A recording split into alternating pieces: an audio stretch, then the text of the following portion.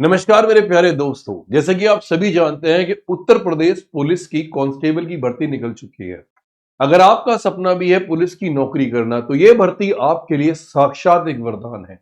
उत्तर प्रदेश में इससे पहले 60,000 कांस्टेबल की वैकेंसी आई थी, लेकिन इस बार 32,000 प्लस वैकेंसीज कांस्टेबल की निकल चुकी है। अगर आप इस भर्ती में भी सेलेक्ट नहीं होते तो शायद आपके दिन खराब है या आपकी तैयारी में कुछ कमी रह गई। लेकिन इस बार ना तो तैयारी में कमी रहेगी और ना ही इस बार दिन खराब होंगे। नए साल पे एक नया तोहफा। अब मैं आप लोगों को बताने जा रहा हूं एक ऐसी इंफॉर्मेशन जो शायद बाकी यूट्यूब चैनल पर आपको नहीं मिलेगी, क्योंकि कई बार क्या होता है कि एक अधूरा ज्ञान हमेशा आपके करियर को बर्बाद करके रख देता है।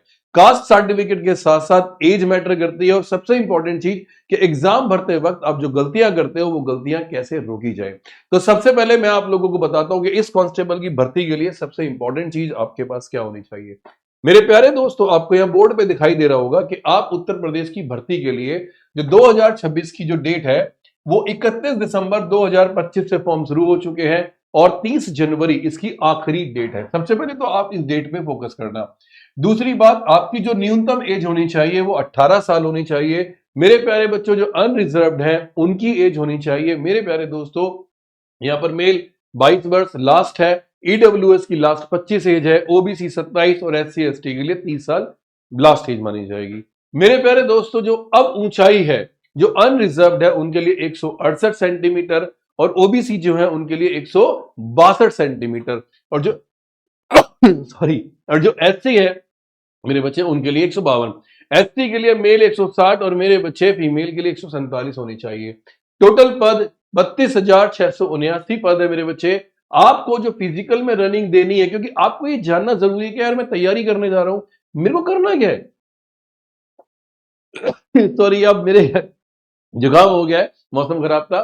तो मेरे बच्चे यहां पर अगर आप रनिंग करना चाहते हैं तो अप्रोक्स ही मान के चलना, अप्रोक्स आपको 5 किलोमीटर की रनिंग मेरे प्यारे बच्चों 25 मिनट में करनी है, और लड़कियों तुम्हें 2.5 किलोमीटर की रनिंग 14 मिनट में करनी है। 100 मीटर को बिल्कुल भी गुंजाइश लेके मत चलना, अदरवाइज फंस जाओगे। सिलेबस में जीएस आएगा, हिंदी आएगा, गणित आएगा, रीजनिंग आएगा। मेरे प्यारे बच्चों, पहले मैं आपको बता दूं, नेगेटिव मार्किंग बिल्कुल भी नहीं है। 150 क्वेश्चन होंगे, 300 नंबर का पेपर होगा, यानी एक सवाल पे आपको 2 नंबर मिलेंगे। सीना यानी आपका जो चेस्ट होना चाहिए, एक फुला के आता है और एक मेरे बच्चे बिना फुलाए आएगा। तो मेरे बच्चे ध्यान रखना कि अनरिजर्व्ड ओबीसी एसटी के लिए 79 सेंटीमीटर, एसटी के लिए 77। फीस जो है बच्चे अनरिजर्व्ड और ओबीसी के लिए 500 और एससी एसटी के लिए 400। मेरे प्यारे बच्चों, ध्यान रखना कि अब कहानी ये आती है कि सर प्रॉब्लम ये आ रही है कि हमें फॉर्म भरना है, लेकिन फॉर्म भरे कैसे। तो यहां पर मैं आपको कुछ चीजें बताता हूं कि सबसे पहले उत्तर प्रदेश पुलिस में जो मिनिमम एज मैंने आपको बता दी क्या चाहिए थी और कौन कौन से सर्टिफिकेट्स यहां पे लगेंगे। पद मैंने आपको बता दिए कि अप्रोक्स 32,000 से ज्यादा पद मेरे प्यारे दोस्तों यहां पर है। एज मैंने आपको बता दी। अब मैटर ये आता है कि किस एज से लेके किस एज के बच्चे इसको भर सकते हैं। जैसे कि मैंने बताया कि 31 दिसंबर इसकी बिगिनिंग डेट है और मेरे बच्चों 30 जनवरी इसकी लास्ट डेट है। अब सवाल ये उठता है कि सर मान लिया कि चलो एज तो हमने देख ली, लेकिन आपको ध्यान रखना होगा कि इस उत्तर प्रदेश पुलिस में जो एज का रिलैक्सेशन है वो मैं आपको दिखा देता हूं।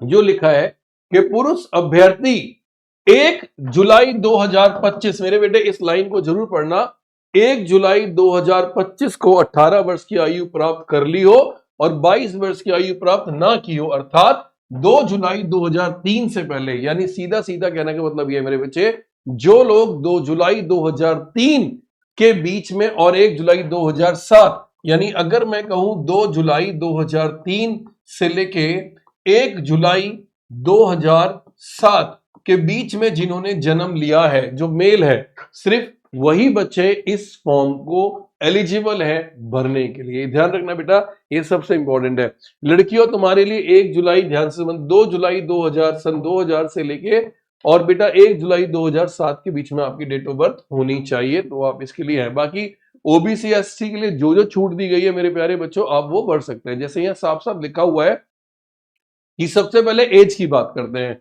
सामान्य लोग जो हैं ईडब्ल्यूएस वाले 2 जुलाई 2003 से 1 जुलाई 2007 के बीच में मेरे बच्चे उनका जन्म होना चाहिए लड़कों का, और लड़कियों का 2 जुलाई 2000 से लेके 1 जुलाई 2007 के बीच में होना चाहिए।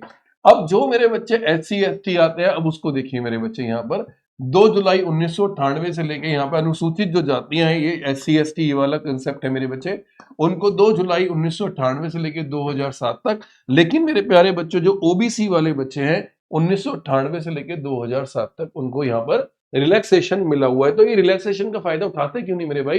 बेशक मेरे प्यारे दोस्तों आपको पता होगा कि आप इस फॉर्म को भरते वक्त गलती पक्का करोगे, आपको ये गलती नहीं करनी है। एक पेज नंबर 17 पे एक इंपॉर्टेंट इंफॉर्मेशन मैं बताऊंगा मेरे बच्चे। वैवाहिक परिस्थिति, वैसे तो तुम्हारी शादी हुई नहीं होगी, लेकिन मैं बता दूं कि शादी करने के लिए नौकरी लेना बहुत जरूरी है।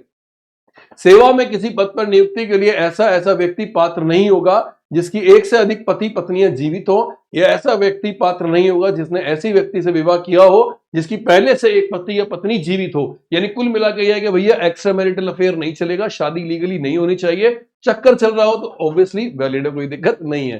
शारीरिक क्षमता मैंने आपको बता दी मेरे प्यारे बच्चों कि यहां पर आपको फिजिकल देना पड़ेगा, but the most important thing is medical. Flat fit, colour blindness, knock knee और एल्बो, यानी ये मेरे बच्चे दोनों, ये जो कोनी है मिली नहीं होनी चाहिए, दोनों घुटने मिली नहीं होनी चाहिए। हरा रंग और लाल रंग में मेरे बच्चे डिफरेंस पूरी तरह से पता हो, जिसको कलर ब्लाइंडनेस बोलते हैं।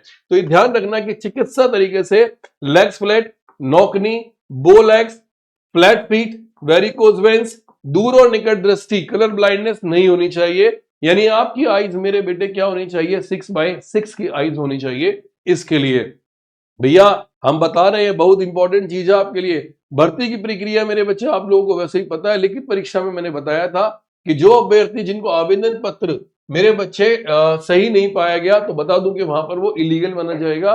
300 क्वेश्चन का एग्जाम होगा, सॉरी 300 मार्क्स का एग्जाम होगा, जिसमें 150 क्वेश्चन होंगे, और मेरे प्यारे बच्चों पूरे 2 घंटे का एग्जाम होगा। लिखित परीक्षा में निम्नलिखित 4 विषय होंगे: सामान्य ज्ञान, सामान्य हिंदी, संख्यात्मक एवं मानसिक योग्यता, रीजनिंग एंड एबिलिटी, मानसिक अभिरुचि, बुद्धि लब्धि एंड तार्किक क्षमता। इस तरह के 4 एग्जाम होंगे।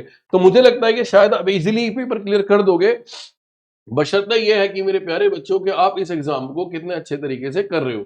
अब एक मैं आपको बताता हूं मेरे बच्चे, एक ना कास्ट सर्टिफिकेट को लेके थोड़ा सा यहाँ पे दिक्कत आ रही है, और जो बहुत सारे प्यारे बच्चे यहाँ पर फंस रहे हैं। तो मैं आपको बता दूं कि यहाँ पर जो, देखो ध्यान से समझना कि अधूरी नॉलेज ना खतरनाक हो सकती है। तो जो कास्ट सर्टिफिकेट को जो इन्होंने इशू निकाला है, मैं पहले थोड़ा सा उसके बारे में आपको एक्सप्लेन कर देता हूं कि किस एज से लेके किस एज तक मेरे बच्चे आपको कास्ट सर्टिफिकेट चाहिए होगा। तो यहां पर पेज नंबर 17 अगर मेरे बच्चे आप खोलेंगे तो आपको यहां पर एक एज रिलैक्सेशन जारी किया होगा मेरे प्यारे बच्चों। कहता है विभिन्न श्रेणी, जो कास्ट मैटर करता है, विभिन्न श्रेणी के अभ्यर्थियों द्वारा प्रस्तुत किए जाने वाले प्रमाण पत्रों की समय सीमा क्या होनी चाहिए।